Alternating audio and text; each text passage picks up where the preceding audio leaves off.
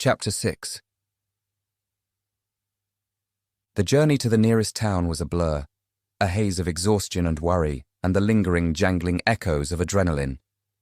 I cradled the injured piglet to my chest as Miles drove, the truck bouncing and jouncing over the rutted country roads. We didn't talk much, both of us lost in our own tangled thoughts, our own fears for what the future might hold. But every so often, Miles would reach over and lay a steadying hand on my knee, a silent reassurance that I was not alone, that we were in this fight together. It was near midnight by the time we reached the outskirts of town, the streets deserted and eerie in the spectral glow of the street lamps. We pulled up outside a small, nondescript building with a simple brass plaque beside the door. Dr. Amelia Singh, veterinarian. Miles killed the engine, turning to me with a look of mingled concern and encouragement. You sure about this, Emma? We could find another vet, one who doesn't know us from Adam. Might raise fewer questions. I shook my head, feeling a fresh surge of determination chase away the cobwebs of fatigue. No, Amelia's a friend, and more importantly, she's the best damn vet in 3 counties. If anyone can help this little one, it's her. Miles nodded, accepting my judgment without further argument. Together we approached the darkened clinic, the piglet's laboured breathing loud in the stillness. I raised a fist to knock, but before I could make contact, the door swung open, revealing a small, slender woman with warm brown skin and keen, intelligent eyes. Eyes that widened in shock as she took in the sight of us, blood-stained and wild-eyed on her stoop in the middle of the night. "Emma!" she gasped, one hand flying to her throat. "Is that you? What on earth happened? Is that blood?" I shook my head, thrusting the bundle in my arms forward like an offering, a silent plea. "No time to explain, Amelia. Please, we need your help. This piglet, it's hurt bad. Napoleon, he—" I trailed off, unable to give voice to the horrors of the past few hours, but Amelia, bless her, didn't need me to. She took one look at the mangled, trembling creature in my arms, and her face hardened with resolve, the healer in her taking over. "Bring it inside," she said crisply, stepping back to allow us entry. "Put it on the exam table. I'll scrub up." The next hour passed in a haze of antiseptic and anesthetic, of bright lights and gleaming instruments. Amelia worked tirelessly, her hands steady and sure as she cleaned and stitched and splinted, coaxing the piglet back from the brink with every deft movement. I hovered nearby, unable to tear myself away, needing to see with my own eyes that the fragile life I had fought so hard to protect would not slip away. Miles stood guard at the door, a silent, watchful presence, ready to intercept any unwanted visitors. And then, as the first pale fingers of dawn began to creep across the sky, it was over. Amelia straightened, stripping off her blood-streaked gloves with a sigh of bone-deep weariness. "He'll live," she said softly, and the sheer relief in those 2 simple words nearly brought me to my knees. "It was touch and go for a while, but he's a fighter. Reminds me of a certain piglet I once knew. One who refused to give up no matter the odds." I felt tears sting my eyes, remembering another injured piglet, another desperate fight for survival in the dark hours before dawn. "Harold," I whispered, the name an invocation, a prayer. Amelia smiled, reaching out to lay a gentle hand on my shoulder. "Yes, Harold. He would be proud of you, Emma. Proud of the way you fought for this little one, the way you refused to let the darkness win." I shook my head, feeling a fresh wave of grief and guilt crash over me. "But the darkness is winning, Amelia. The sanctuary, Napoleon, it's all falling apart. I failed them, failed Harold. And now you pick yourself up and you keep fighting," Amelia said fiercely, her grip on my shoulder tightening. "You honor Harold's memory by refusing to give in, by standing up for the innocent and the helpless, no matter how hard it gets. That's what he would have wanted. That's what he died for." I drew in a shuddering breath, feeling the truth of her words settle into my bones, chasing away the last lingering shreds of doubt and despair. She was right. Harold had never given up, never stopped fighting for what he believed in. And neither would I. "You're right," I said, straightening my spine, squaring my shoulders. I can't let Napoleon win. I can't let everything Harold built be destroyed. I have to fight, for him and for every creature at Sunnyvale. Amelia nodded, a fierce light kindling in her dark eyes. And you won't fight alone, she said. I'm with you, Emma. I may not be able to leave my practice, but I will help in any way I can. Supplies, medical care, a safe haven if you need it. Whatever you need, I'm here. I felt a lump rise in my throat, a swell of gratitude and love for this woman who had been a friend and ally through so much. Thank you, I managed, blinking back tears. I don't know what I would do without you. Amelia pulled me into a tight hug, heedless of the blood and grime that still caked my clothes. You'll never have to find out, she whispered fiercely. I'm with you, Emma. Always. We stayed like that for a long moment, drawing strength from each other, from the unbreakable bond of sisterhood and shared purpose. Finally, reluctantly, I pulled away, glancing over at the makeshift cot where the piglet lay sleeping, swaddled in clean blankets. I hate to leave him, I said softly, feeling a physical ache at the thought of being separated from the small, fragile creature who had so quickly stolen my heart. But the longer I stay away from Sunnyvale, the stronger Napoleon's hold becomes, Amelia finished, nodding in understanding. I know. And this little one will be safe here. I promise you. I'll guard him with my life. I swallowed hard, forcing down the lump in my throat. I know you will, I said. And we'll be back for him, as soon as it's safe. As soon as Sunnyvale is free.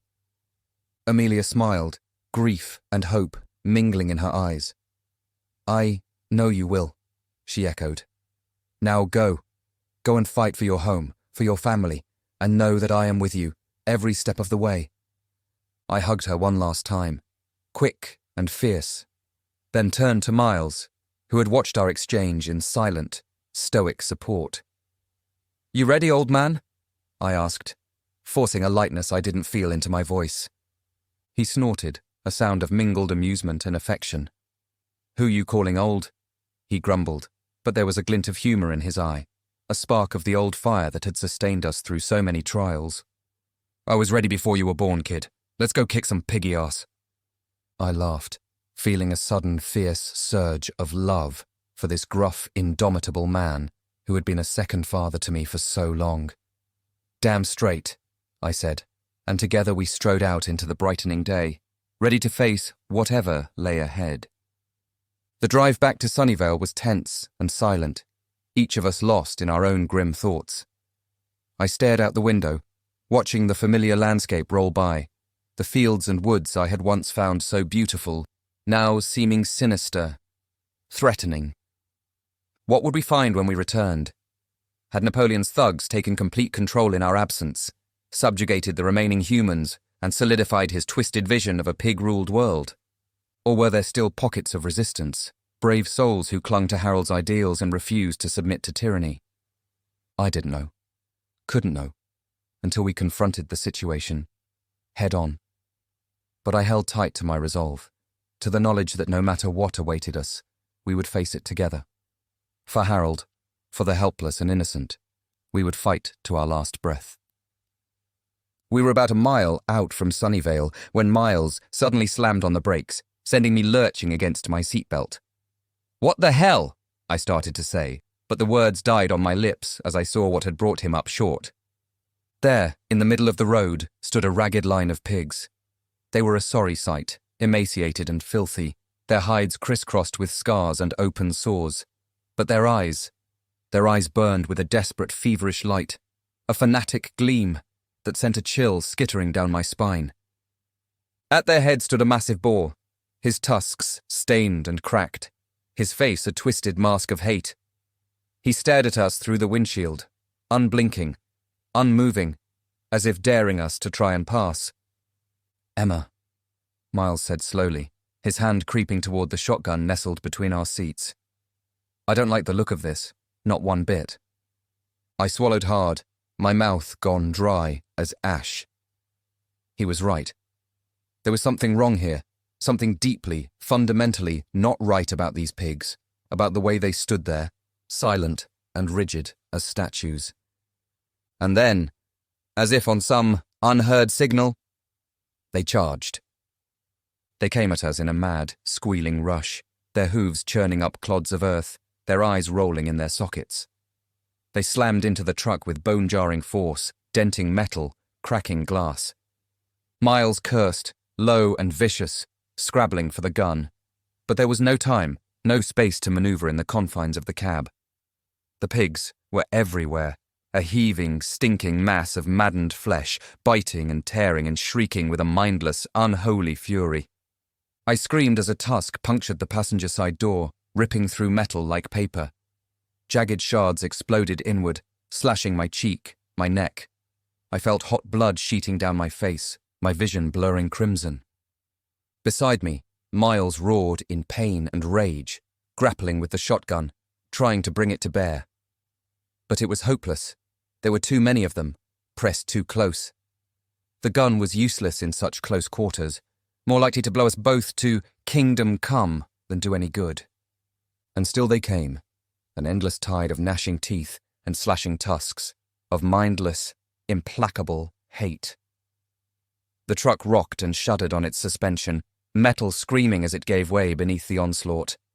I knew with cold, crystalline certainty that we were going to die here, torn to shreds by the maddened creatures we had once called friends. Harold's dream, the future we had fought so hard to build, it would end here, in blood and terror and despair.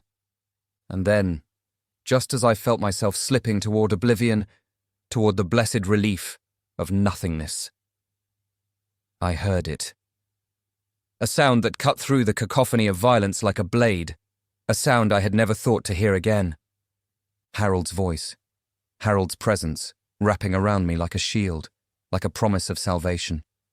"Fight, Emma," he whispered, and it was as if he was right there beside me, his breath warm on my ear. "Fight and live. For me, for our dream. You must live." Strength surged through me, chasing away the encroaching darkness. My hand closed around the hilt of the knife at my belt, the knife I had used to end Napoleon's reign of terror. I felt the blade sing in my hand, eager for pig flesh, for vengeance. With a wordless cry of rage and defiance, I lunged forward, slashing and stabbing with a strength I didn't know I possessed. Beside me, Miles rallied, his own knife glinting in the crimson haze. Together we fought, hacking and cutting, painting the cab in gore. And slowly, impossibly, the tide began to turn. The pigs fell back, squealing in pain and surprise, their fervour dampened by this unexpected resistance. They milled about in confusion, their coordination shattered, their lust for blood stymied. I pressed the advantage, kicking open the ruined passenger door and spilling out into the melee, Miles close on my heels. We laid about with ruthless efficiency, opening throats, piercing hearts, sending twitching, gore-drenched bodies tumbling to the blood-soaked earth. And then, as suddenly as it had begun, it was over. The last pig fell, its dying squeals fading to guttural, liquid gurgles. Silence descended, broken only by our own ragged breathing, the drip and patter of blood. I stood there, chest heaving, knife dangling from my nerveless fingers, stared at the carnage, the twisted, mangled bodies that had once been living creatures, beings I had sworn to protect. "God," I whispered, feeling bile rise in my throat. "God, what have we done?" Miles laid a hand on my shoulder, his touch grounding me, pulling me back from the brink. "What we had to do," he said, voice rough with exhaustion and grief. "What Harold would have done, to protect the innocent, to protect what we've built." I drew in a shuddering breath, blinking back the hot sting of tears. He was right. This was the price of the world we had chosen, the burden we had taken on when we swore to stand against the darkness. But God, what a price it was. I shook myself, forcing my leaden limbs to move, to carry me back to the truck.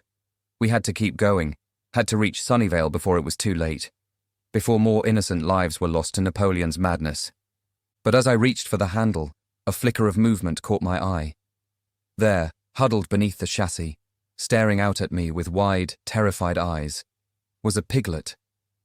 It was small, so small, barely old enough to be weaned. Its hide was pink and new, unmarked by the scars and wounds that had ravaged its elders. It trembled violently, pressing itself deeper into the shadows, trying to disappear. My heart cracked in my chest, a fissure of grief and regret.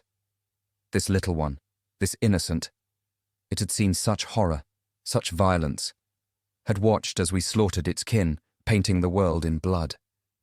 What chance did it have now? Alone, and traumatized in a world gone mad.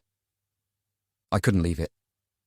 Couldn't abandon it to the cruel mercies of a world where pigs murdered each other in the name of power, where hate and fear ruled the day.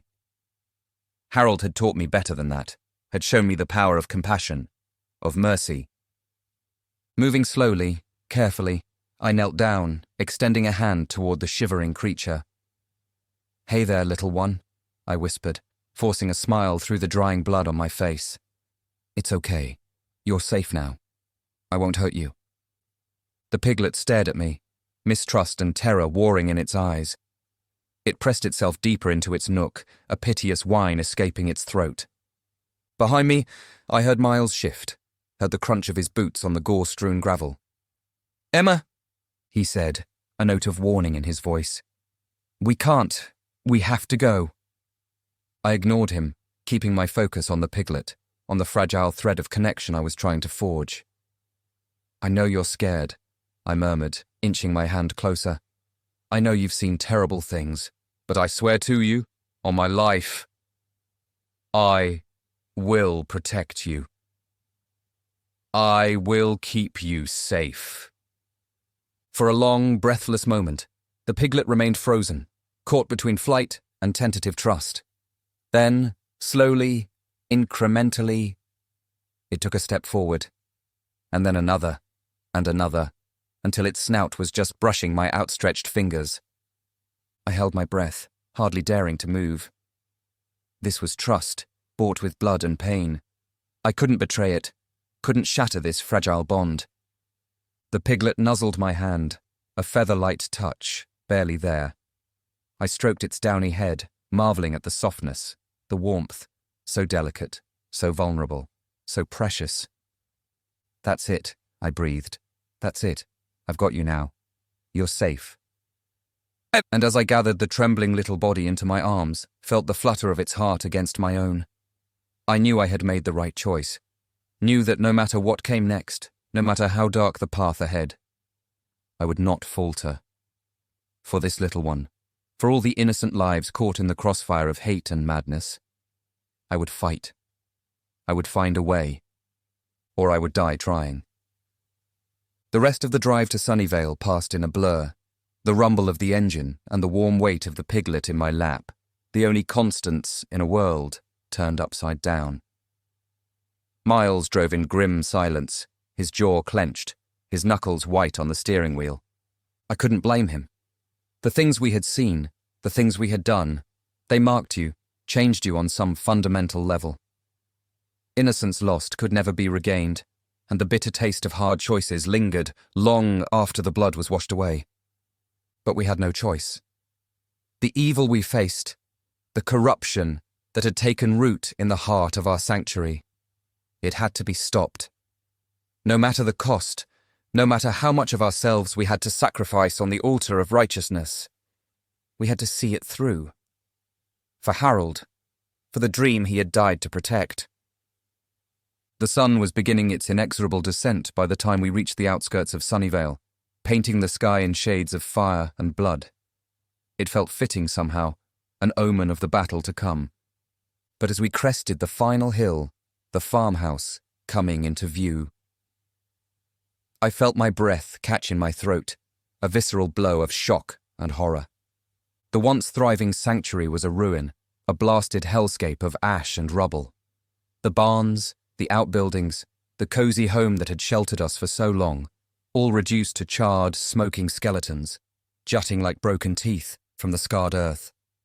And there, in the centre of it all, standing tall and proud amidst the devastation, was Napoleon. He was flanked by a coterie of his most loyal followers, their eyes glinting with malice, their hides slick with blood. At his feet, beaten and bound, were the humans, the staff, the volunteers, all those who had dedicated their lives to Sunnyvale's mission of compassion and care. They huddled together in abject terror, their faces bruised and bloody, their eyes hollow with despair.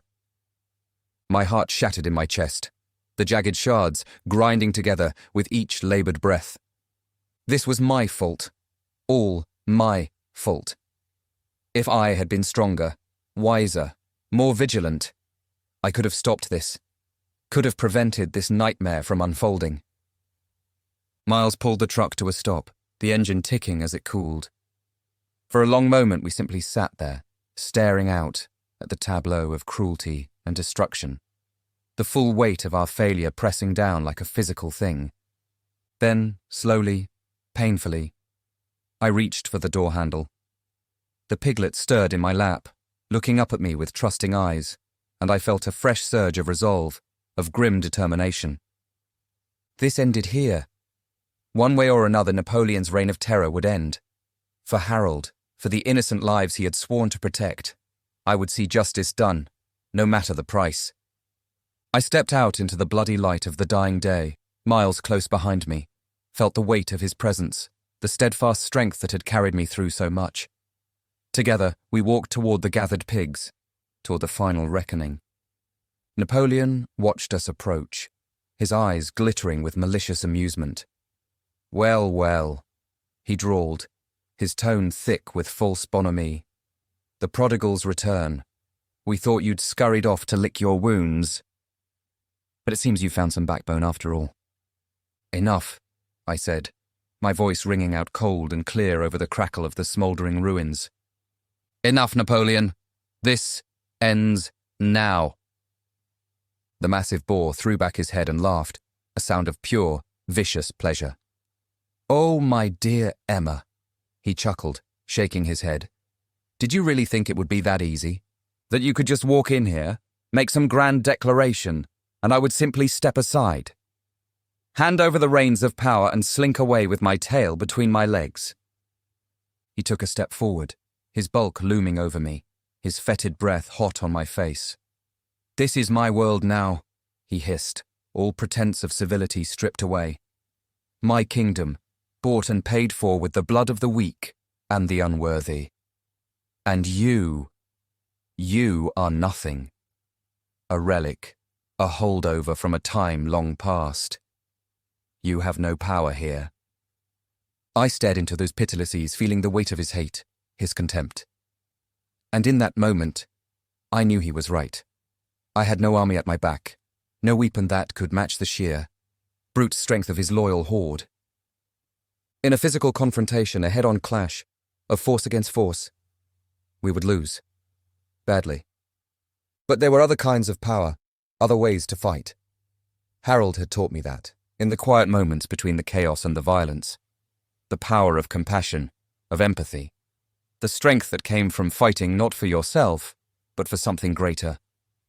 I looked past Napoleon to the huddled mass of humans, the ones who had trusted us, believed in us. They stared back at me, their eyes pleading, desperate, begging for salvation, for some shred of hope to cling to. I would not fail them again. I turned back to Napoleon, my spine straight, my eyes clear. "You're right," I said softly. "I have no army, no weapons. By every measure that matters to you, I am powerless." I took a step forward, closing the distance between us, forcing him to look me in the eye. "But I have something you will never understand, Napoleon. Something stronger than hate, more enduring than brutality. I have love. Love for these people, for the ideals we built together. Love for the memory of a pig who taught me what it means to be truly human." I felt the piglet stir in my arms, felt the warmth of its little body, the thrum of its heartbeat. Drawing strength from that tiny, precious life, I pushed on. "Harold showed me the way, Napoleon. Showed all of us. And as long as I draw breath, As long as I have a scrap of strength left in my body, I will fight for that way. For mercy, for compassion. For the dream of a world where no creature needs to live in fear, where cruelty and exploitation are nothing but bitter memories. I drew myself up to my full height, squaring my shoulders beneath the weight of my conviction. So go ahead, I said, my voice ringing out clear and strong. Do your worst, break my bones, spill my blood. But know this, you will never break my spirit. You will never crush the ideals that Harold died to protect. Because they live on, in me, in all of us who choose to stand against you. I turned to the assembled humans then, seeing the flicker of hope kindling in their haunted eyes. And we do stand against you, Napoleon, I called out. All of us, together. You may have taken our home, broken our bodies, but you will never own our souls.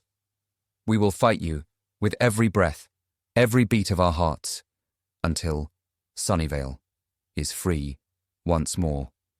This, I swear, on Harold's memory. A ragged cheer went up from the crowd, a defiant cry that pierced the smoky air. I saw backs straighten, jaws set with grim resolve, saw the first stirrings of rebellion, of resistance. Napoleon saw it too. I watched the realization dawn in his eyes, saw the first flickers of uncertainty, of fear. He knew, as I did, that an idea was a fragile thing. But once kindled, once given the breath of life, it could consume the world. Enough! He snarled, his composure cracking, revealing the ugly, seething rage beneath. Enough of your babble, your pathetic mewling. You think your words mean anything?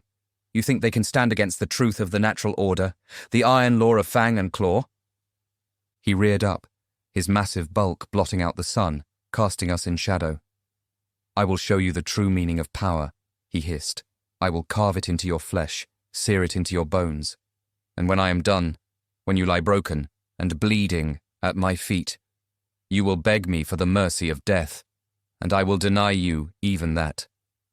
He lunged, a blur of bristled hide and jagged tusk. I twisted away, feeling the searing pain as his razored edge carved a crimson line across my shoulder.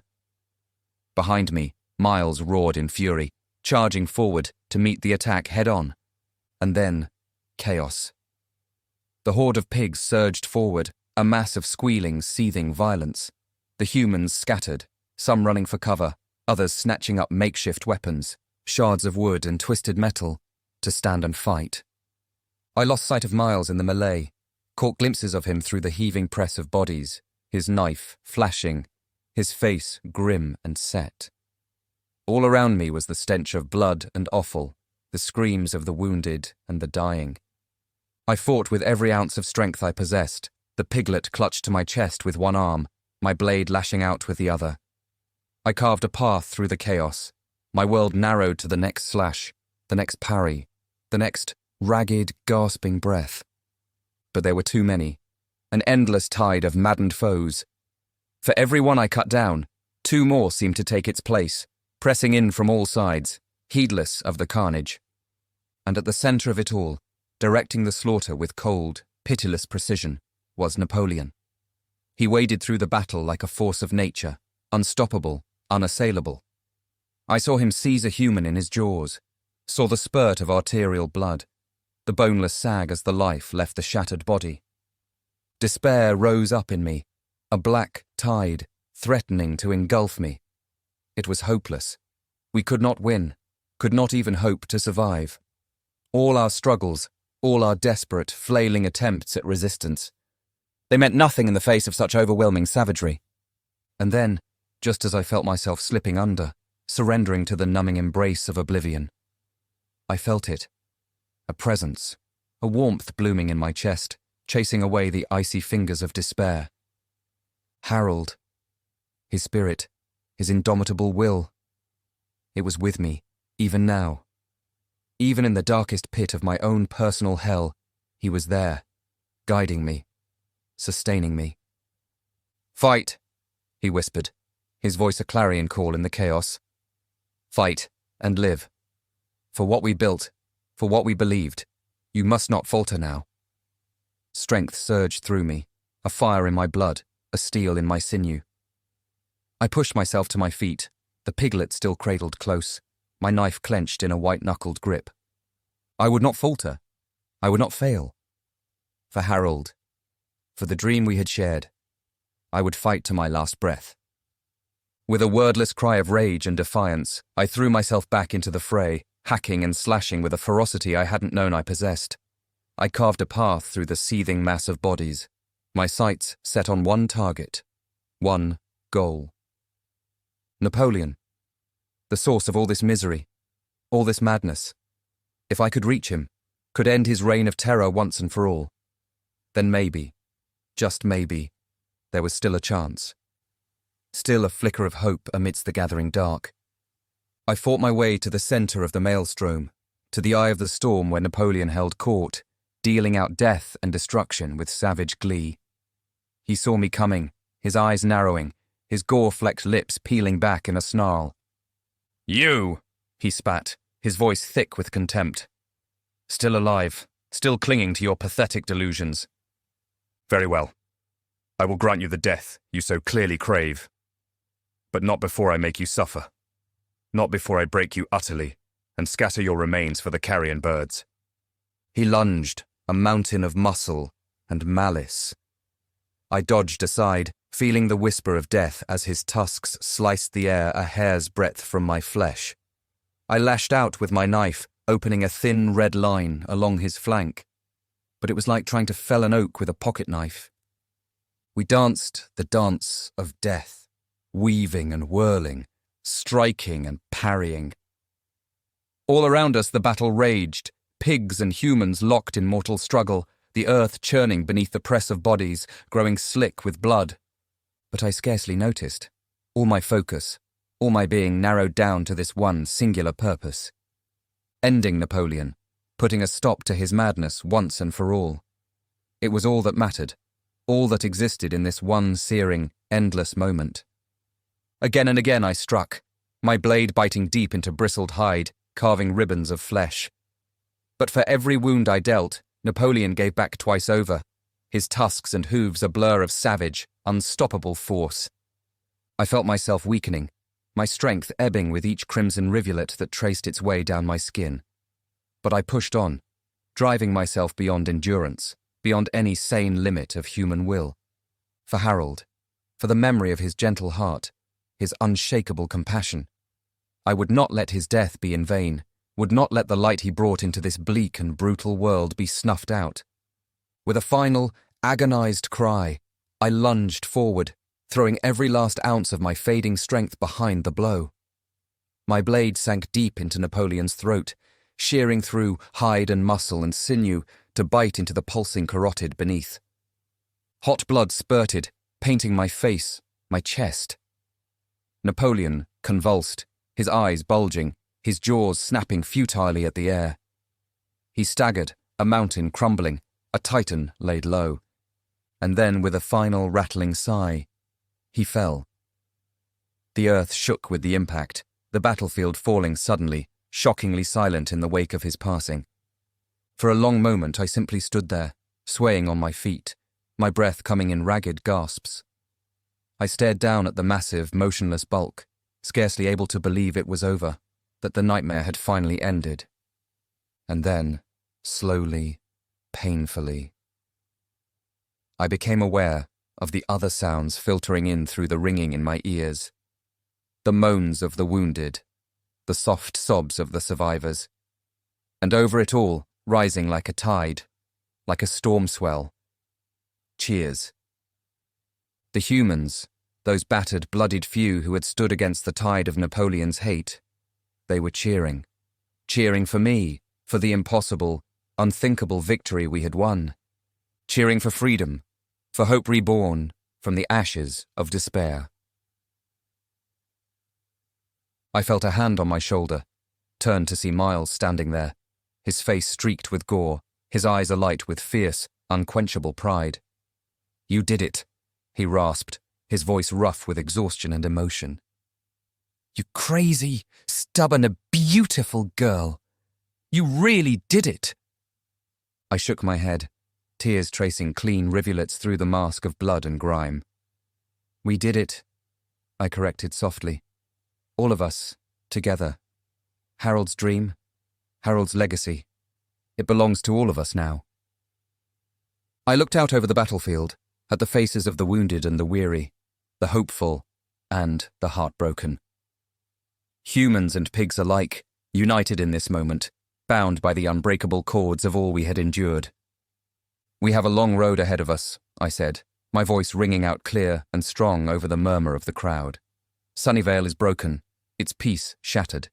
But we will rebuild, we will heal, and we will do it together, hand in hand, hoof in hoof. For in this struggle, in this glorious, terrifying endeavor, we are one. One family, one heart, one unbreakable whole." I raised my blade to the sky, feeling the weight of Harold's presence, the warmth of his approval. "For Sunnyvale!" I cried, the words tearing from my throat, raw and defiant. "For Harold! For the dream that will never die!"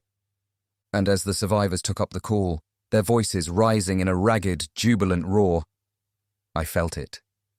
The first stirrings of something I had thought lost forever, buried beneath the weight of all that had been broken, all that had been lost. Hope.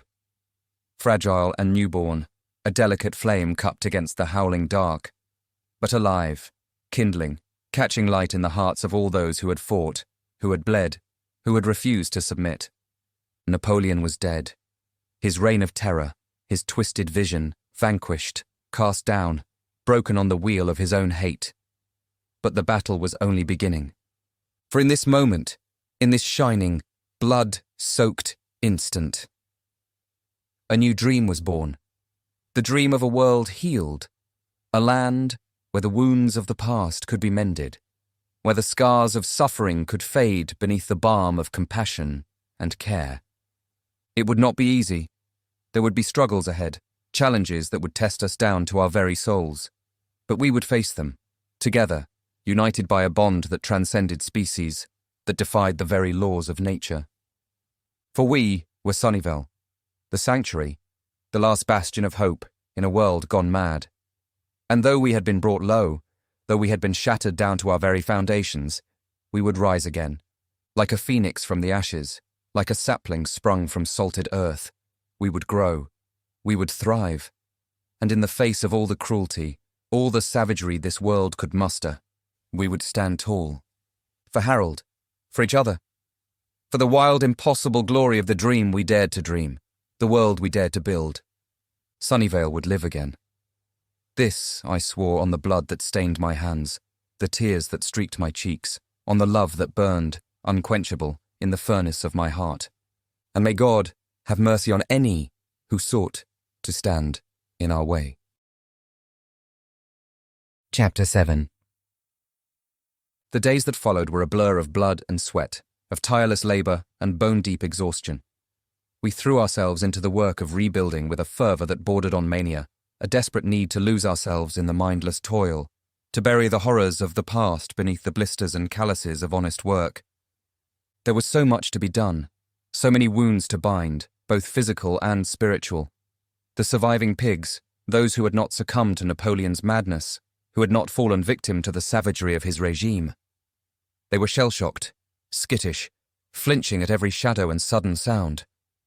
It broke my heart to see them so diminished, so haunted by the spectres of their suffering. These were not the proud, vibrant creatures I had known, the indomitable spirits that had captured my heart so long ago. But I refused to give up on them, refused to let the scars of the past define their future. With patience and perseverance, with gentle words and soothing touches, I sought to coax them back from the brink, to rekindle the spark of life, of hope, that Napoleon had tried so hard to snuff out.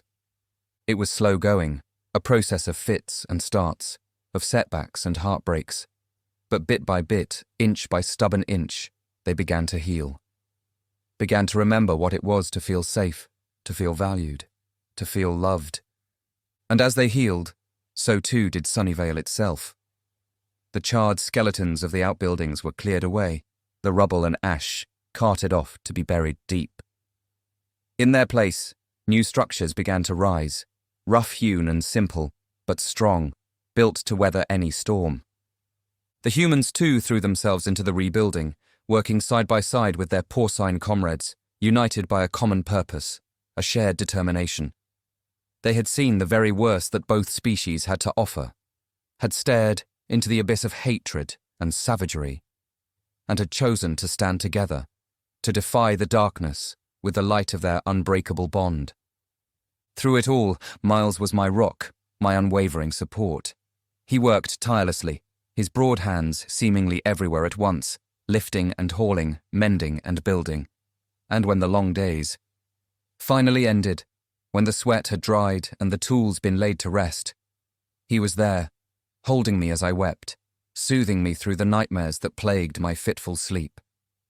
For even as my body laboured, even as my hands shaped wood and stone and metal into the bones of our new beginning, my mind could not rest, could not forget the horrors I had witnessed, the blood I had spilled in the name of freedom, of justice.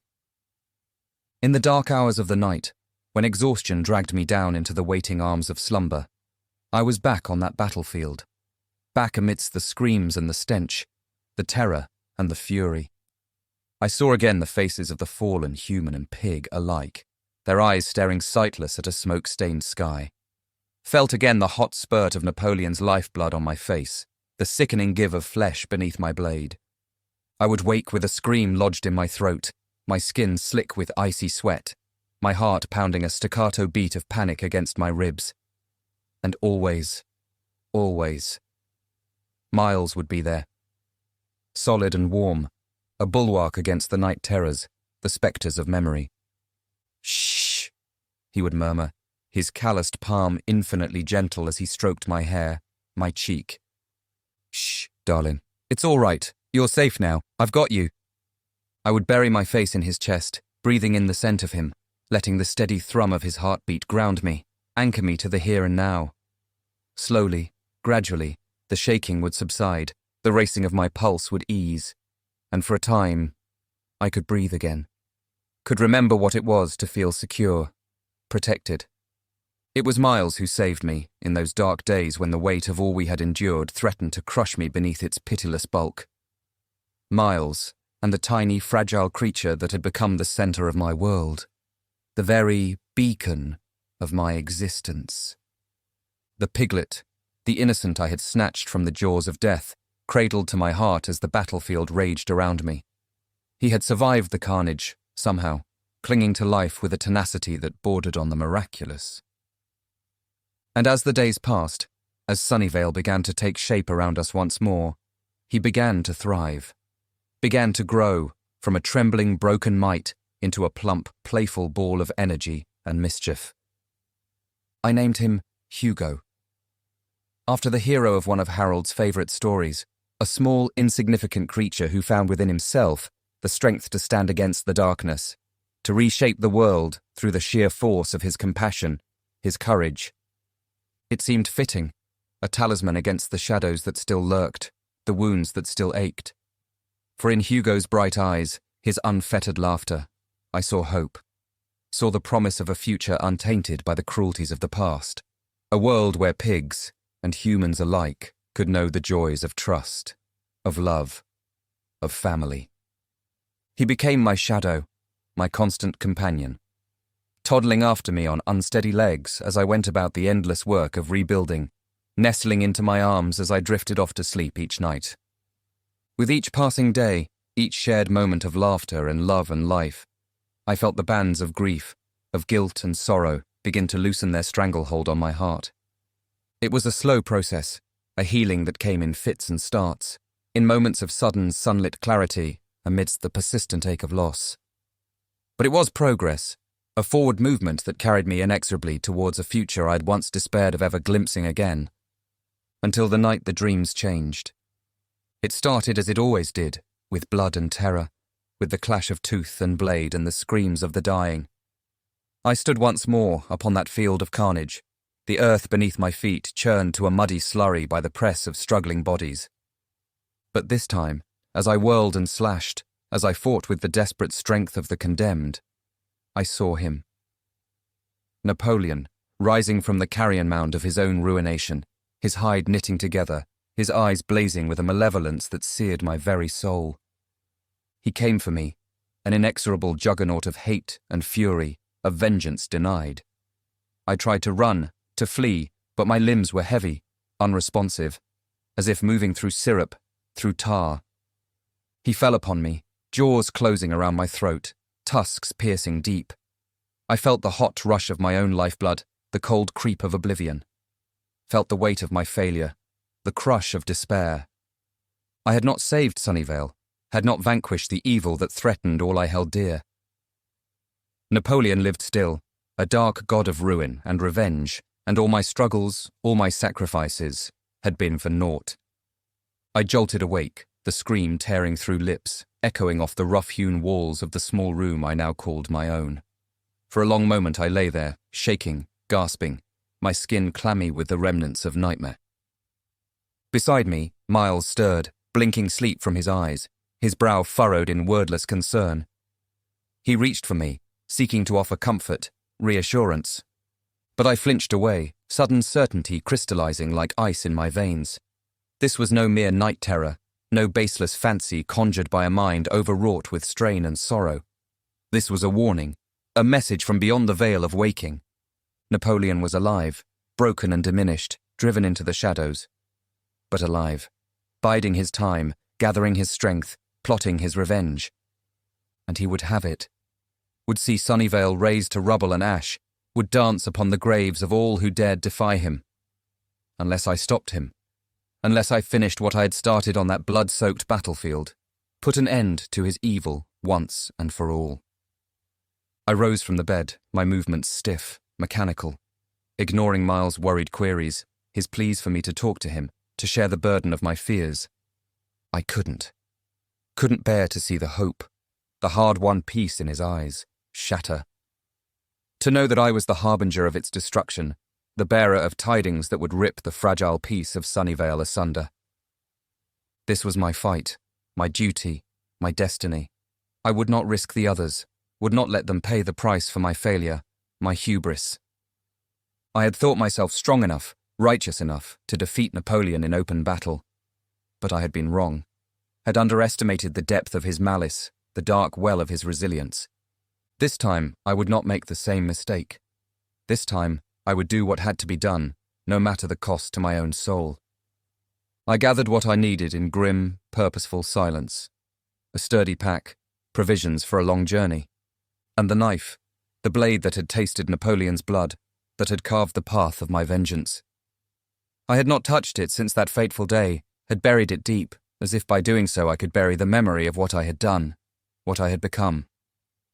But I unearthed it now, the weight of it cold and heavy in my hand. A talisman, a grim reminder of the grim work that lay ahead.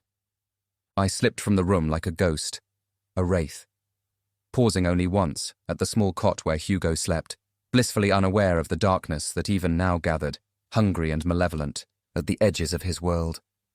I bent, brushed a kiss across his downy brow. "Forgive me," I whispered, my voice breaking on unshed tears. "Forgive me for what I must do, for what I must become. I do it for you, for all of you." And then I was gone, a shadow melting into shadow, leaving behind all I loved, all I had fought so hard to build. I walked through the night, guided by moonlight and grim resolve.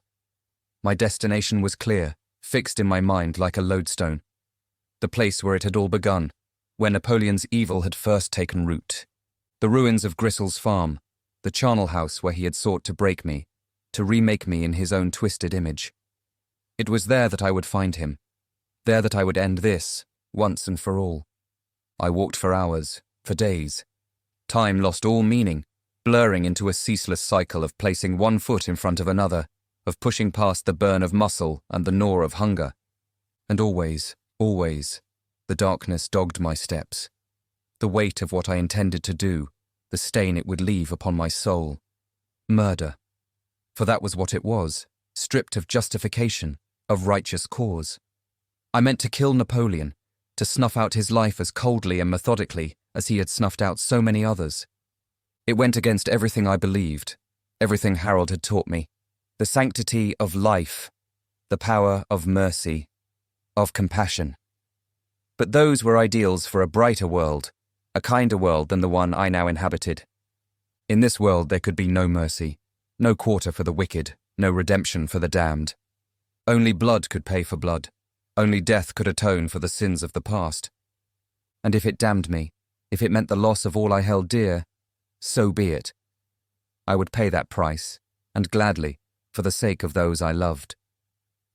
At last, as the moon waned and the stars began to fade, I reached my journey's end, the skeletal remains of Gristle's empire, the charred and crumbling monument to his hubris, his hate. I paused at the edge of the ruin, feeling the echo of old terrors, old agonies. This place held such power, such sway over the tattered remnants of my soul. It was here that I had been unmade, broken down to my component parts, and remolded in the image of something hard and cold and merciless. But I was no longer that creature, that hollow shell of rage and despair. I had found my way back to myself, to the light I thought extinguished forever. And I would not let Napoleon, or this place, take that from me again. I stepped across the threshold, into the waiting dark, feeling the weight of watchful eyes, the prickle of unseen menace. "Napoleon!" I called, my voice ringing through the sepulchral silence. "I know you're here. I know what you are, what you've done, and I've come to end it, once and for all." For a long moment there was no reply. Only the soft sigh of the wind through broken beams, the skitter of unseen things in the shadows. And then, from the depths of the ruin, a chuckle. Low and dark, ripe with cruel amusement. "Emma," came the reply, the voice I had heard so often in my nightmares. Sweet, stubborn Emma. I knew you would come, knew you could not resist the call of vengeance, the seductive whisper of blood for blood. A shape detached itself from the darkness, resolved into the massive, twisted form of Napoleon. He was a ruin, a husk of his former might. Scarred and broken, one eye a milky ruin, his hide a patchwork of scars and sutured wounds. But still he loomed, still he radiated that aura of malice, of implacable will. The evil that had driven him, that had sustained him through the long years of torment and despair. It blazed from him like a dark sun, undimmed by defeat, by disfigurement. "You think to kill me?" he rasped, his ruined lips peeling back from jagged teeth. "You think to end me, as if I were some common beast, some mewling whelp to be put down at your pleasure. I am Napoleon. I am the wrath of ages, the fury of the oppressed. I will not be felled by the likes of you."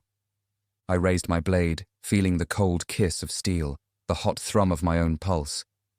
"You're a relic, Napoleon, a shadow of hate and rage, clinging to a world that has moved beyond you. Sunnyvale stands free. Your reign is at an end." He lunged, a blur of speed and violence, of preternatural strength. I leapt to meet him, my knife flashing, biting deep into yielding flesh. We crashed together, a tangle of blood and fury, of fang and steel. I felt his tusks score my flesh, felt the hot rush of my own blood. But I didn't slow, didn't falter. I had come too far, sacrificed too much, to succumb now. Again and again I struck, carving gouts of blood and flesh, opening the old wounds, the barely healed scars. Napoleon roared his pain, his rage, but it only seemed to fuel him, to drive him to new heights of savagery. We fought as only those with nothing left to lose can fight. With a desperate, heedless abandon, a willingness to spend every last drop of blood, every last shred of strength, in pursuit of victory. In the end, it was that very abandon that was Napoleon's undoing. So focused was he on my destruction, so consumed by his need to rend and tear, that he failed to guard his own vulnerabilities, to heed the cost of his own reckless rage. I saw my opening, a gap in his defences, a momentary flagging of his guard, and I seized it, lunging forward with all my remaining strength, driving my blade up and in, piercing the ruined socket of his blind eye. He screamed then, a sound I shall never forget, a sound to haunt the darkest crevices of my mind for all my remaining days. It was a scream of agony, of defeat. But more than that, it was a scream of realization, of understanding, at the last, the cold equations of his own mortality. I twisted the knife, feeling the grate of steel on bone, the shuddering convulsions of his death throes. Leaned in close, my lips to his ear, a lover's whisper. For Harold, I breathed, my voice a cracked and broken thing. For Sunnyvale. For every innocent soul you've destroyed. This is justice, Napoleon. This is your reckoning. And with a final wrenching twist, it was over. Napoleon sagged, the life, the hateful vitality, fleeing his ruined frame. He slipped from my grasp, crumpling to the blood-slick earth like a puppet with its strings cut. For a long moment, I simply stood there, my breath coming in harsh, ragged gasps, my blade dangling from nerveless fingers, staring down at the corpse of my nemesis, the architect of so much suffering, so much sorrow. I had done it, had put an end to his evil, his madness. So why then did I feel no triumph, no sense of victory, of vindication? All I felt was a yawning emptiness, a hollow ache in the pit of my soul. As if, in the very act of vanquishing my enemy, I had lost some essential part of myself, some bright vital spark, extinguished in the crucible of my own vengeance. I didn't know how long I remained there, lost in the grey wastes of my own conflicted psyche. But gradually, slowly, I became aware of a sound. A soft mewling whimper, pitifully weak, but achingly familiar. I turned, the haze of despair and self-recrimination parting like fog before a sunrise. There, cowering in the shadows of the ruin, his small form trembling, his eyes wide with terror, was Hugo. He had followed me. Sweet, innocent Hugo, who knew nothing of the darkness that even now gathered, glutting itself on the cooling corpse of its fallen champion. He had sensed my absence, my distress, and with a courage far surpassing his tender years, he had sought me out. Braving the long miles, the lurking dangers, to be at my side when I needed him most. I went to him, dropping to my knees, gathering his shaking form into my arms, felt the warmth of him, the fluttering rabbit beat of his heart against my breast. "Oh, Hugo," I whispered, my voice thick with unshed tears. "My brave, foolish boy. Why? Why did you come?" He nuzzled into me, his snout damp against my neck, and in the simple purity of that contact, that unconditional outpouring of love and trust, I felt the bands of guilt, of self-loathing, begin to loosen their strangling grip. I had done a terrible thing this night, had stained my hands, my soul, with the indelible crimson of murder. But I had done it for him, for Hugo, and for all the other innocents who called Sunnyvale home, to build a world where they need never again know the shadow of fear, the spectre of brutality. It didn't absolve me, didn't wash the blood from my conscience, or ease the ache of my wounded spirit. But it was a start, a glimmer of light, of hope, amidst the encroaching dark. "Come on, little one," I said softly, rising to my feet with Hugo cradled close. "Let's go home." The journey back to Sunnyvale was a blur, a haze of exhaustion and heartsick relief. Hugo and I stumbled on together, leaning on each other, drawing strength from the simple fact of our shared existence, our shared survival. At long last, as the first tentative fingers of dawn began to paint the sky, we crested the final hill. Looked down upon the rough-hewn buildings, the neat rows of crops, the bustling figures of humans and pigs alike, going about the business of living, of rebuilding. Sunnyvale, our home, our haven, battered but unbroken, standing tall against the trials and tragedies that had sought to lay it low. As we drew closer, shouts of recognition rang out, cries of relief and welcome. I saw Miles, his weathered face drawn with worry, with sleepless nights of pacing and prayer. Saw Amelia, her eyes brimming with tears of joy at our return. Saw all the faces I had come to love, to cherish as my own kin, in this strange new world we had built together. They rushed to meet us, a tide of flailing limbs and wagging tails, of laughter and scolding and tearful embraces. I sank into their arms, letting their warmth, their love, wash over me, letting it begin the long, slow work of healing, of absolution. There would be time enough for explanations, for confessions. Time to lay bare the darkness I had carried, the terrible price I had paid for our freedom, our future. But for now, I was content simply to be. To bask in the glow of this miraculous place, this impossible dream made manifest. Sunnyvale had endured, had risen from the ashes of its own destruction. And though the scars would linger, though the memories of what had been lost would never fade, we would endure as well. Together, one family, one heart, bound by the unbreakable ties of compassion, of resilience, of love. It was Harold's legacy, the shining beacon he had lit in the darkness. And I knew, with a certainty that cut through bone and marrow, that it would not be extinguished. Not by hate, not by fear, not by all the cruelty and savagery this world could muster. We had faced the abyss, had stared into the pitiless eye of evil itself, and we had not blinked, had not faltered. Sunnyvale would stand, would grow and thrive, and I would stand with it. For I was Emma of Sunnyvale, survivor, protector, guardian of the innocent.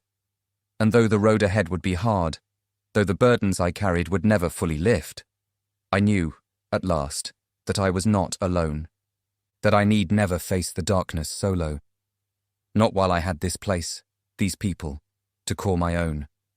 Not while I had love and hope and the unshakable conviction that even in the deepest pits of despair, light could bloom anew. The days turned to weeks, the weeks to months. Sunnyvale healed, gradually, painstakingly, the scars of Napoleon's reign fading like old bruises, still tender to the touch, but no longer raw and weeping. We mourned those we had lost, both human and pig, held memorials, erected humble monuments to the fallen. But we did not let grief consume us, did not let it sour into bitterness or despair. We honored our dead by living, by seizing each new day as the gift, the precious miracle it was. Hugo thrived, growing sleek and strong on the bounty of Sunnyvale's fields, the love of its denizens. He became a symbol of all we had achieved, all we had overcome. A living embodiment of hope, of resilience in the face of unimaginable adversity. I watched him play and grow, marveling at the bright, unblemished joy of his existence. Knowing that for all the darkness I had endured, all the sacrifices I had made, I would do it again in a heartbeat, to preserve that light, that purity. And yet, for all the peace, the hard-won contentment of those sunlit days, I could not shake the shadow that lingered, cold and clinging, at the edges of my consciousness. A sense of unease, of looming threat, that crept into my dreams, lurked behind my every waking thought like a half-glimpsed spectre. I tried to dismiss it, to banish it through sheer force of will. Told myself it was nothing more than the last lingering cobwebs of trauma, the stubborn echoes of a nightmare that had ended, decisively and forever.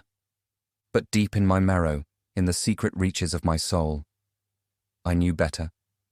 Knew with a sinking certainty that our trials were far from over, that the evil we had vanquished had been but a harbinger, a herald of darker days to come. It began with small things, easily overlooked or explained away. Livestock found dead in the fields, their throats torn, their bodies ravaged by some nameless predator. Strange tracks in the mud, too large for any creature native to these parts. Whispers began to circulate, nervous murmurings passed from mouth to ear.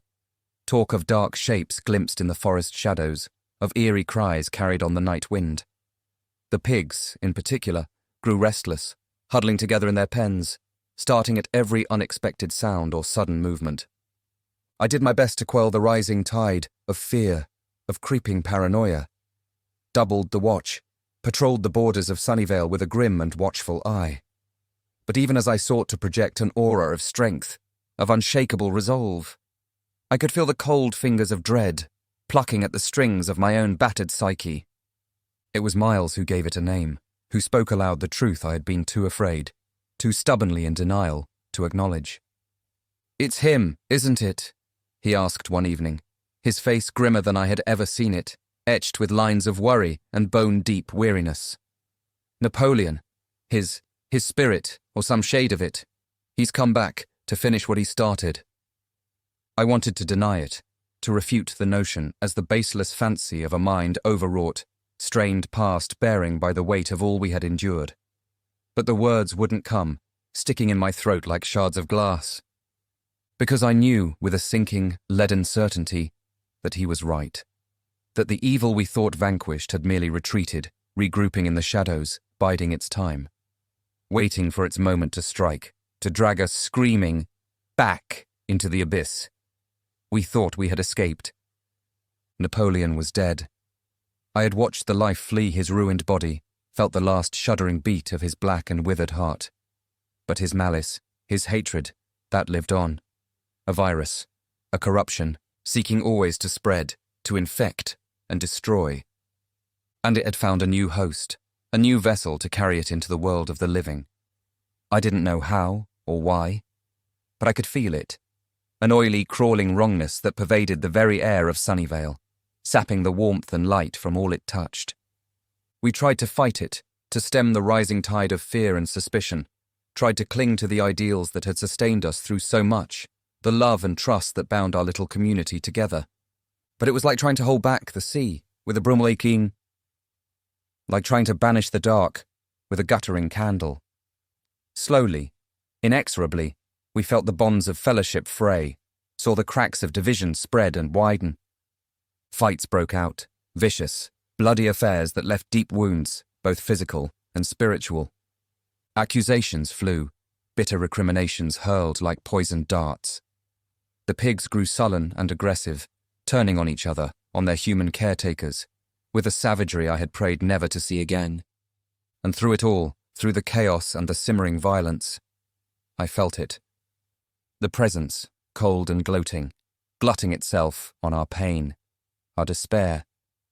Felt the noose of its malice tightening around us, choking off the last feeble gasps of hope and unity. I knew then, with a grim finality, that there could be no more half measures, no more clinging to the tatters of a dream, to the fading embers of an ideal. If Sunnyvale was to survive, if any shred of Harold's legacy was to endure, I would have to confront this evil head-on, would have to descend, one last time, into the heart of darkness and pit my will, my very soul, against the forces that sought to consume us. I made my preparations in secret, not daring to breathe a word of my intentions to the others. I couldn't bear to see the hope, the desperate faith, kindled anew in their eyes, only to be snuffed out when I failed, when the darkness claimed me at last.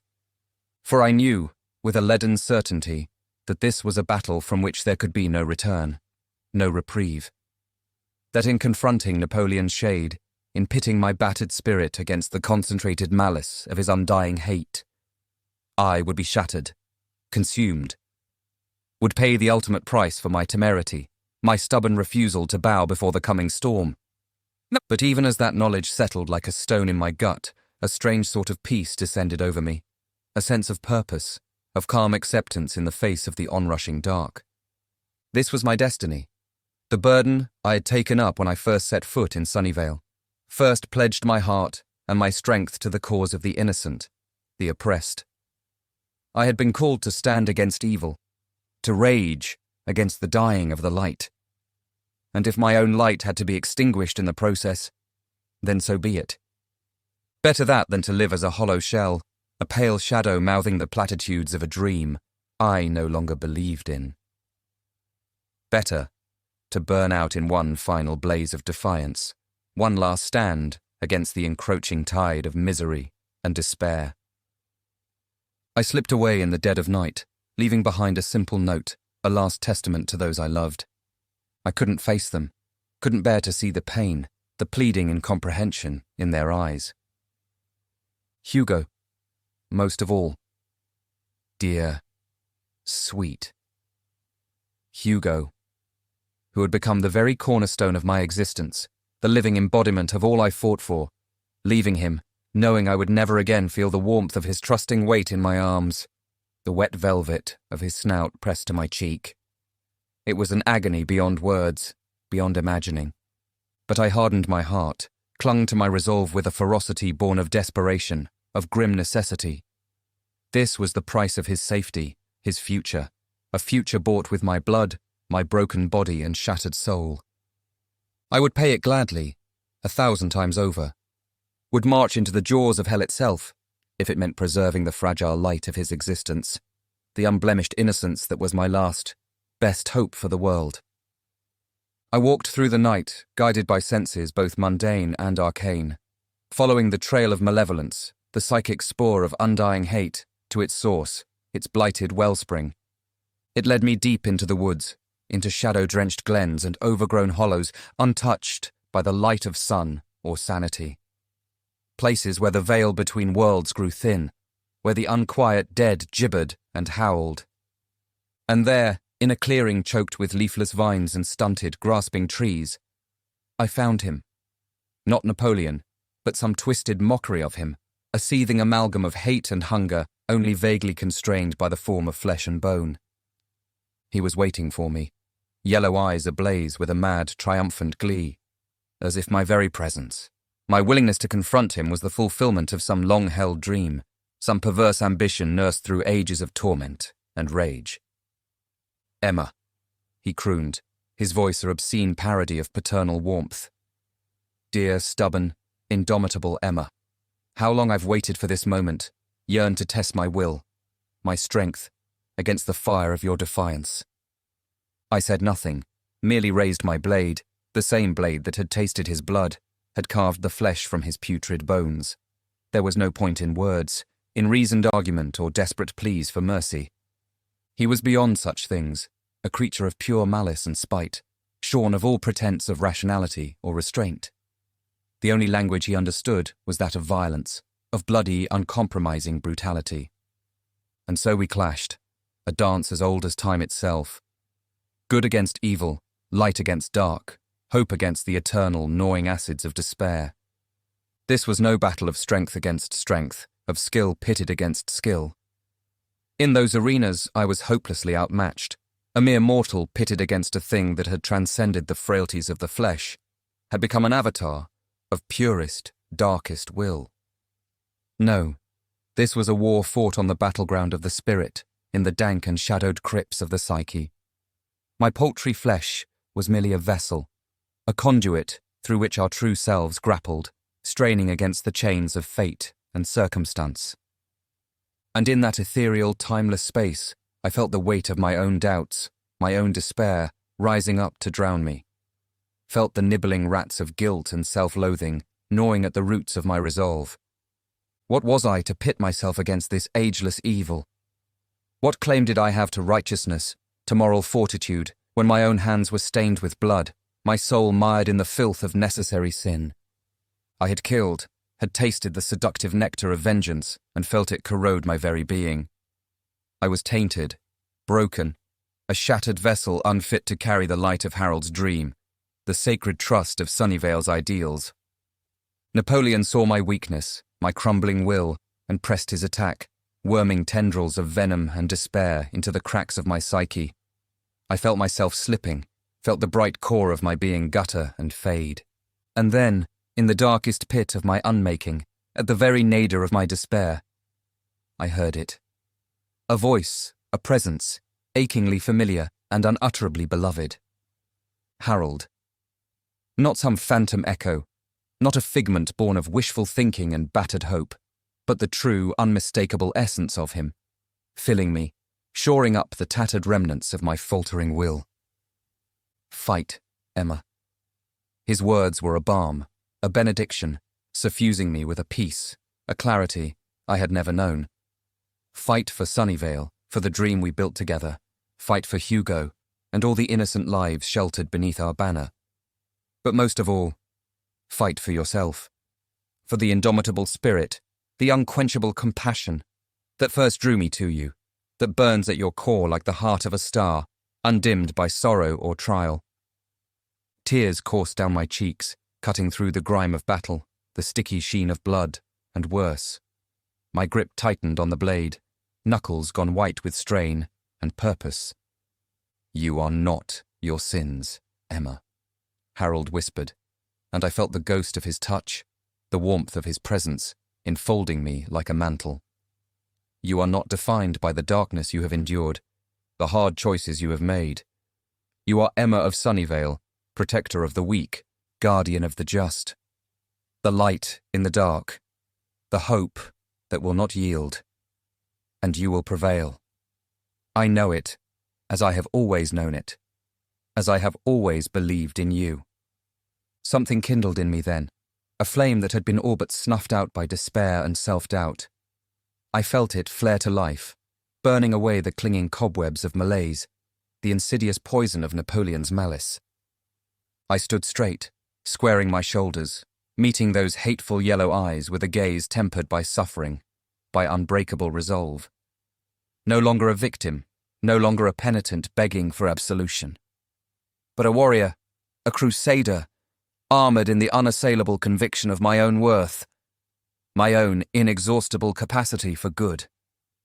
You have no power here, I hissed, my voice ringing with a strength, a surety I had never before known. Your time is done, your lies and cruelties turn to dust and ashes. The dream of Sunnyvale endures, as it has always endured, and I will be its champion, now and forever. A light against the darkness for as long as I draw breath. I stepped forward, the blade in my hand pulsing with its own inner fire, burning with the righteous wrath of the just. Napoleon fell back, mottled face twisting in a rictus of fear and loathing. You think you have won? He spat, slaver spattering from his jaws to hiss and steam on the forest loam. You think your pathetic light, your mewling conviction, can stand against the eternal might of hate, of merciless Darwinian truth. I will break you, Emma. Break you as I have broken so many before. Grind your ideals, your hopes, beneath my hooves until naught remains but blood and bitter memory. I shook my head, a pang of something almost like pity arising in my breast for this wretched, twisted creature, so consumed by his own festering malice that he could conceive of no other truth, no higher purpose. You are already broken, Napoleon, I replied, soft and inexorable as the coming of the dawn. Broken on the wheel of your own hate, your own gnawing emptiness. There is no victory for you here, no balm for the canker that eats at your very soul. Only the cold comfort of oblivion, the release of a torment you inflict on yourself with every breath, every bile-choked protestation of your own superiority. He came for me then, in a blur of fang and fury, spittle-flecked lips peeled back from jagged teeth. But there was no conviction in it, no true malice, only the desperation of a thing that knows itself beaten, that sees its own doom writ in the eyes of its foe. I met him head-on, the song of angels in my ears, the fire of righteousness streaming from my blade as a pennon, a flaming standard raised against the dark. Parried his charge with a blow that shivered the very air, sent him reeling back in slack-jawed disbelief. And then I was on him, a scourge, an avenging fury, the distillation of every innocent life he had ever shattered, every bright dream ground beneath his grasping, needful ruin. My blade flashed, sinking to the hilt in corrupt and rancid flesh, biting deep and drinking deep. He fought still, with the savage frenzy of the damned, of the doom-hungered thing that will not go gently, even into its own self-wrought perdition. Fangs found my flesh, tearing, rending, and fresh blooms of agony painted my world in scarlet and sable. Appendix. Behind the story. Historical context. The Spirits Within draws inspiration from the tradition of horror storytelling, a genre deeply rooted in human history. From ancient folklore to modern-day literature, tales of the supernatural have captivated audiences across cultures and generations, reflecting our innate fascination with the unknown and the macabre. Cultural influences. The narrative of The Spirits Within is enriched by cultural influences, exploring themes of compassion, betrayal, and redemption against the backdrop of a rural animal sanctuary. Through the lens of horror, the audiobook delves into universal themes that resonate with audiences worldwide, transcending cultural boundaries and touching the hearts of listeners. Themes explored. Throughout The Spirits Within, several themes are explored, including 1. The bond between humans and animals.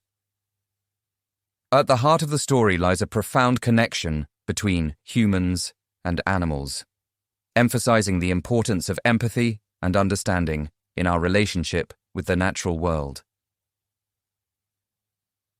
2. The corruption of power. The narrative exposes the dark underbelly of corporate greed and exploitation, highlighting the devastating consequences of unchecked ambition and moral compromise.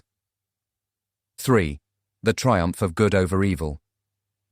Despite facing insurmountable odds, the characters in The Spirits Within demonstrate resilience and courage in the face of adversity, ultimately prevailing against the forces of darkness.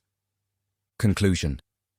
The Spirits Within invites listeners on a harrowing journey into the depths of human nature, where secrets lurk in the shadows and the line between reality and nightmare blurs. Through its captivating storytelling and thought-provoking themes, this audiobook offers a thrilling and immersive experience that will linger in the minds of listeners long after the final chapter. The Spirits Within. A horror audiobook by Lewis Critchley, 2024. The End.